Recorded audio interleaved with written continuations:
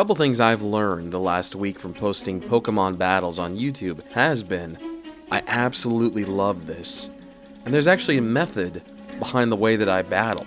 Maybe not at first apparent or noticeable subconsciously. I'm doing the same things in every single battle, no matter who I bring. There's always something there that remains consistent. And after rewatching the battles and my videos and things that I have that I'm waiting to post, I've come up with an acronym to help me remember how to approach these ranked battles online. That acronym is M.A.R.T. Now, when you think of M.A.R.T. and Pokemon, obviously, the Poké Mart? Is that what you're talking about? Thing that I grew up with all throughout my childhood, walking in, excitement when I first got my first Pokeball, the excitement when I got a ton of repels, so I could speed through the maps, didn't have to worry about running into a ton of wild, a ton of unnecessary Pokemon at the time.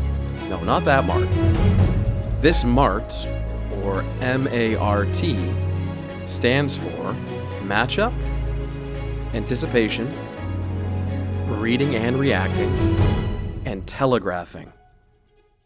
In this video, you're gonna see a post-game commentary during footage of the battle being played.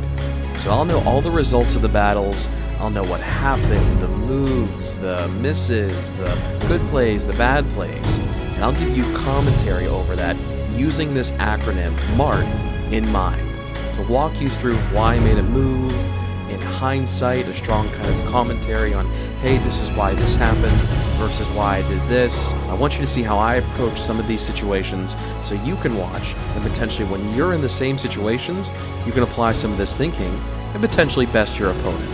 So sit back, relax, enjoy, and let's get started. Hello, hello, hello. Absolutely epic intro, my friends. Gotta give you some credit.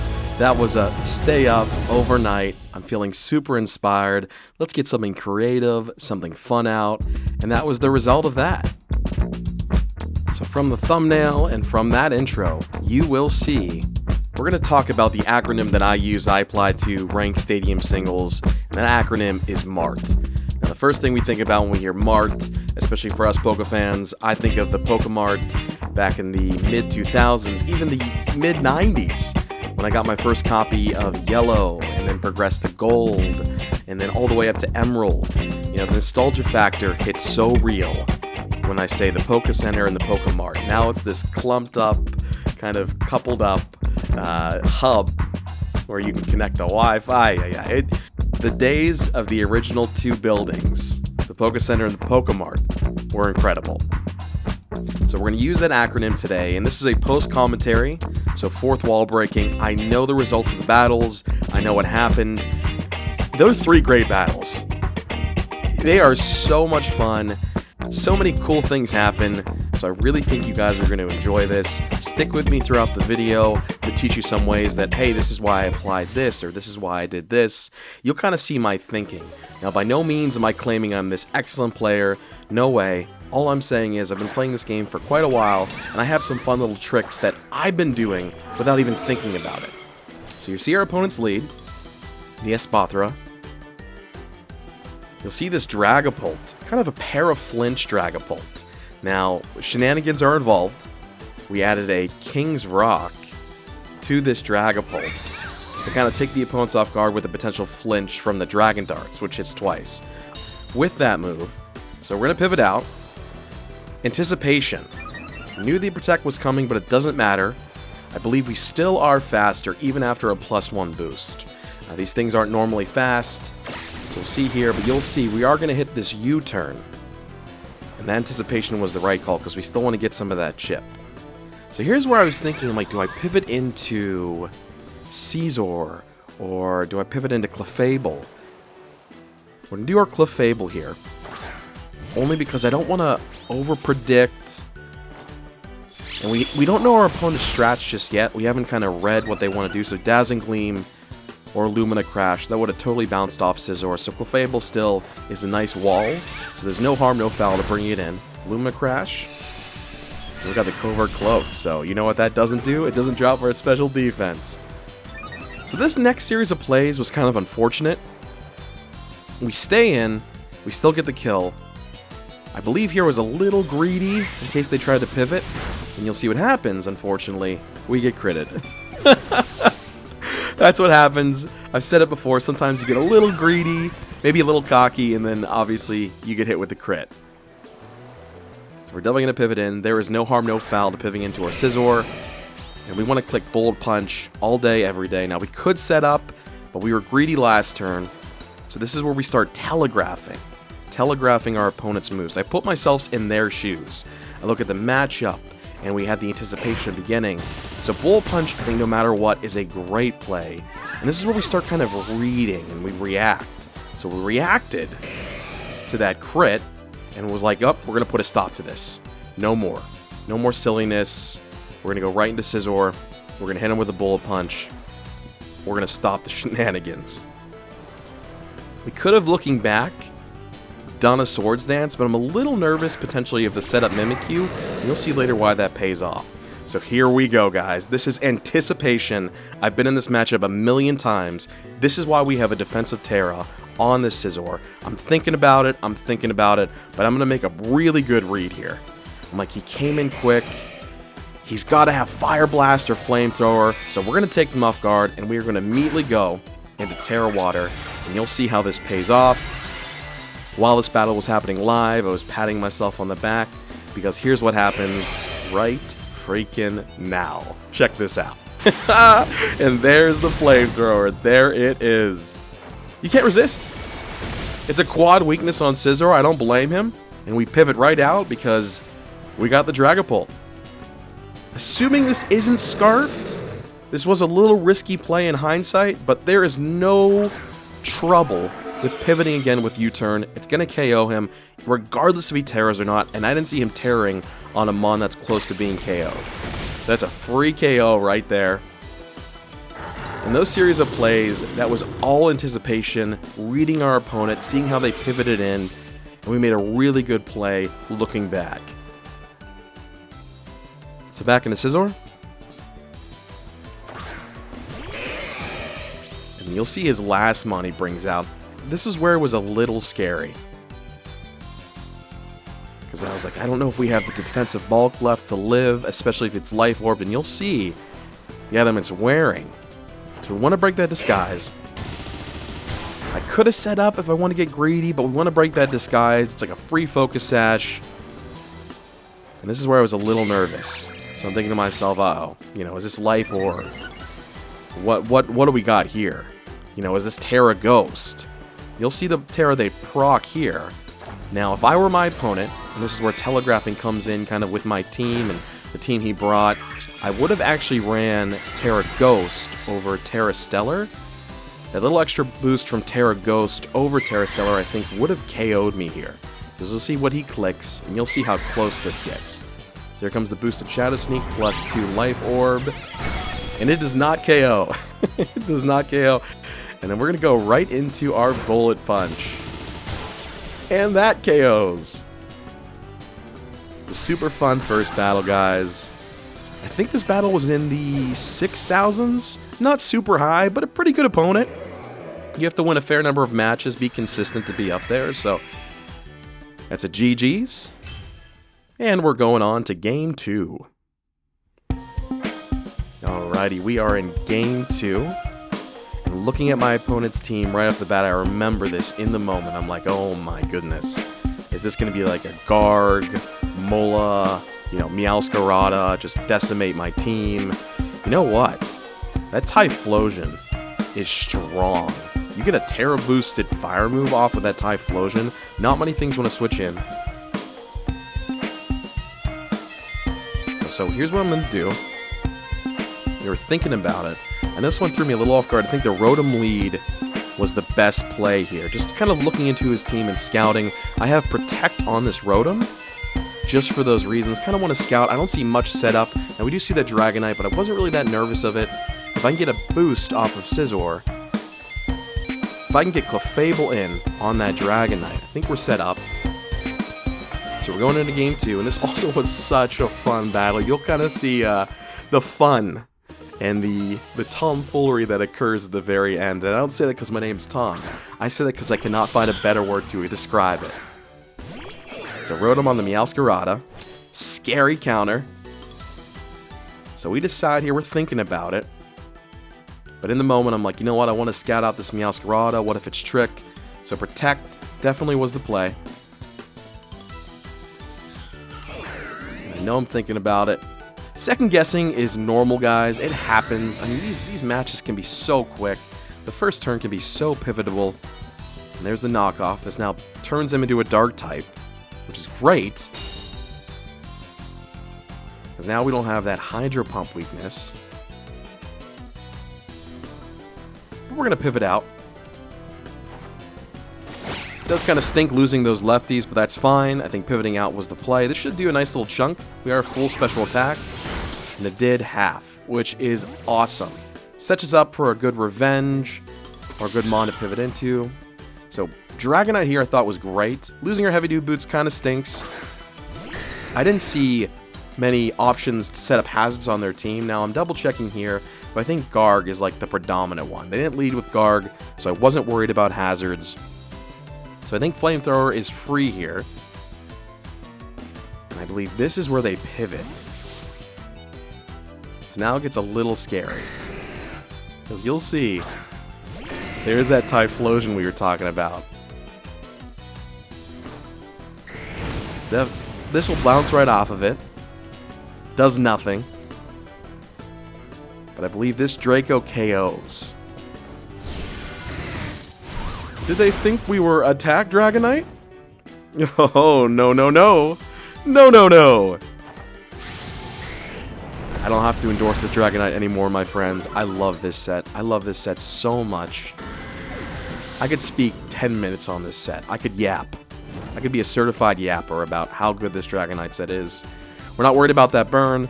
Does kind of stink for revenge killing with extreme speed.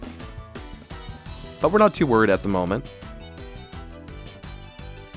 And you'll see what he pivots into. And I think this next play about reading our opponent is so important. You'll see the pivot here. This kind of reveals a few things, right? So he brought out the Goldango. I don't see him wanting to trick. So he kind of revealed that that's a choice item Goldango. And then you'll see in the damage, it wouldn't matter. Because I think Scarf or Specs still KOs from this range. But there was a make it rain, guys. It was a make it rain. So in hindsight, the pivot into Rotom was so good, I think we actually might live another make it rain because of our investment. And guess what? We do! We do, so it's a free Volt Switch into whoever we want. I know in my last video I said I had the freest Volt Switch, but I think this is officially the freest Volt Switch of all time. I know last video we said it, but I'm taking the precedent for this one. That's the freest Volt Switch. So free pivot into Dragonite. You know what we're clicking. They're thinking, oh, they're burned. They can't do anything. They just had Flamethrower and Draco for coverage, which would make no sense on a physical set. So I do want to scout. But thinking back, again, reading our opponent, we should have gone to Flamethrower. But you'll see, this actually was a good play because our opponent makes a decision. And this is, again, telegraphing the battle. He stays in. So based on that damage, I'm thinking to myself, is this a Spect Goldango? We wouldn't know if it was choice item only because our investment were negative speed. So it still didn't tell us much. And then here's where we have to make a move, right? So we have a matchup advantage. We know what's in the back. We know what we're facing. So Flamethrower, I think, is always the play. And it was a great play. It was an absolutely great play. You can't ask for any better. So the Meowscarada. And that's a definite KO, especially with our investment on Dragonite. So the cat is fainted. Excellent. And we know what's coming in next. And we know the Goldango is coming. And you'll see this next move. It gets a little, not sweaty, but it's a little too close for comfort. The play that I should have made after this Rotom, this is a bye-bye Rotom. This Rotom does not survive any move. I just kind of wanted to do this to scout, to kind of see what happens, what he clicks. It was a make it rain. It would have been a good play. So it's locked into Shadow Ball, is what we're assuming. So it reveals nothing to us. Obviously, we're on 4 HP. I think we get KO'd by a tackle. So we pivot back into Dragonite. Looking back, I should have reacted. Alright, I forgot one of my staples, and I should have Terra Normaled. This was a little risky, because you'll see, this hits us extremely hard. But luck is on our side. And we pick up the KO. Another awesome battle. And this is, again, this was pretty hype. I think this was in the 3,000, 4,000, 3,000. I think my opponent was around that area. So excellent, and on to game 3. Alright, in our game 3, our final game. So we are scared of a couple leads. I don't like that Arch lead against our team. Volcarona if it starts setting up. Obviously Goldengo, I'm getting sick of seeing that guy everywhere. So we went right into it. We looked at the matchup, and the 3 Mons that I brought, I think bode well against their team. Still not great. This guy's got a really good team, and like I said, guys, matchups sometimes, you can't control it. You don't know what they're bringing. You have a team. You have a set team. Sometimes the matchup is greatly skewed against you in your opponent's favor. And sometimes it just is what it is. You might have the best strats, you might have the best setups, but sometimes the matchup, it just isn't in your court. And looking at our opponent's team, I think this is the one matchup we can really say, hey, I think my opponent off rip has the advantage. He has a team full of meta. You have that Zoroark, kind of that cheese in the back, but outside of that, he's got a really, really good team. So I think before we started this battle, I think we were already a leg down. So I think the way that we can get above that is using our other parts of our acronym. Anticipate, we read and react, and then we telegraph our opponent's moves. We put our feet in their shoes. So again, not a good lead for us. I really don't like this lead. We don't know what this Archaludon is. So in this moment, I'm like, do we want to paralyze it? But you'll see kind of the shenanigans at play here. And this is why I think my opponent's team was so good. So we paralyze what we assume to be an Archaludon, right? We assume, oh, it's an Archaludon lead. It makes so much sense, but it is not. It is not, my friends. And that hurts. That absolutely hurts. That disguise, it took us off guard. I didn't plan for it. I didn't anticipate for it. So we are down 2 Mons, and now, again, I don't want to say it, not flawlessly, but we got to play pretty darn good. So I know from this range, regardless of their setup, it's going to break the kind of illusion. It's going to break. There it is. See, the illusion has worn off, and we knew it based on the previous move. So we're going to hit another flamethrower, no harm, no foul, clicking that. Kind of stinks, but we evened it up. We got lucky on the paralyze. I'm assuming they went for another attack dropping move, but you know, you never know. The paralyze helped us there, and there's one thing that we haven't really discussed yet. Sometimes it's just luck. We can make another acronym for luck, right? Stupid dumb luck, SDL. Alright, sometimes throw out all the fun acronyms and the planning. Sometimes luck just takes the cake. You could have the best setup, the best matchup, but sometimes RNG just kind of messes you. So there's that Stealth Rock, and it makes me think, is this a Dragon Tail? Is this a Roar set? So I want to kind of get some damage to kind of scout some calcs, and I ran some calcs in the background to see what this Archaludon was. So we're not worried about stamina, because we have the most underrated Unaware Mon in the back in Clefable. And there's the RNG, guys. Smile through the pain, smile through the pain. Kind of stinks. I would have loved that damage. But again, luck. There's that 5th factor, right? So there's 4 factors, and then that unfortunate 5th factor, luck and RNG.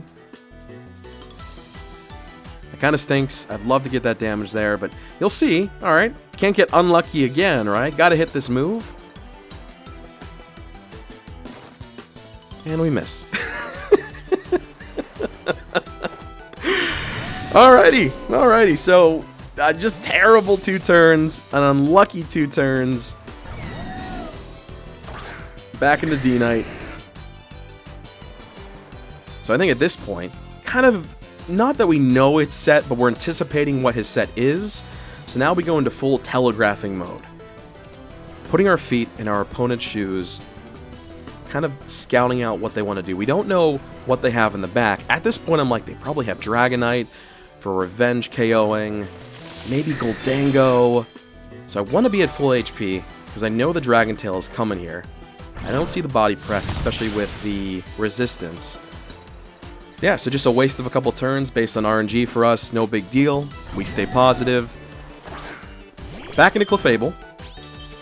And here's where we're going to put a stop to this. I'm done. I'm done with the Dragon Tail shenanigans.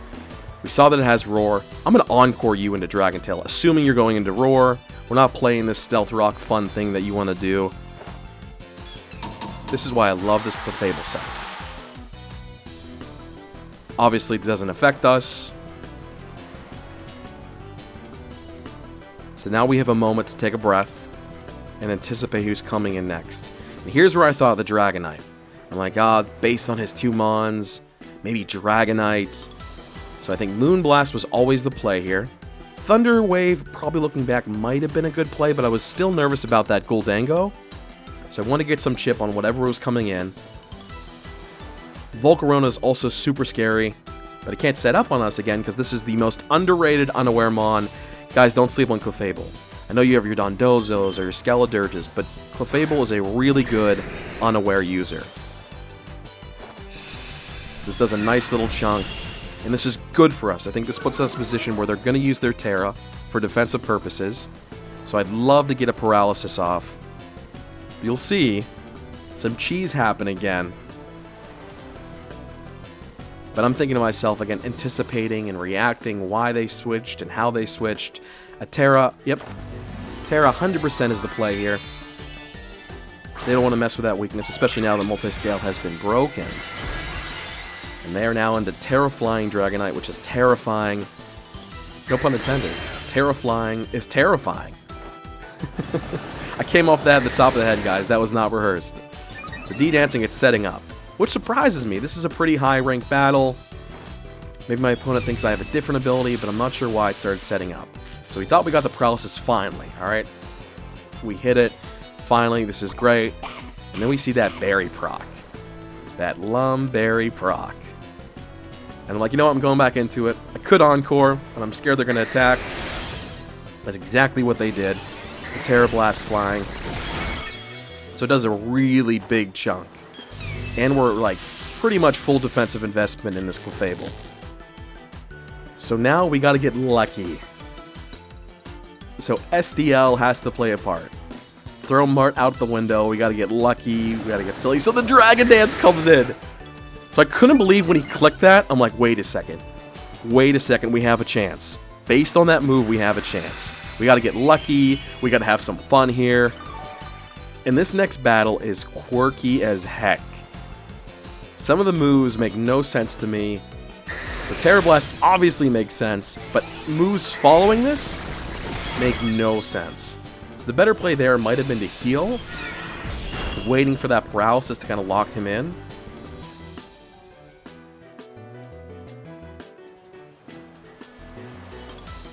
Excellent. So this is where I'm saying I'm going to hit Moonblast and Pray. Moonblast and Pray.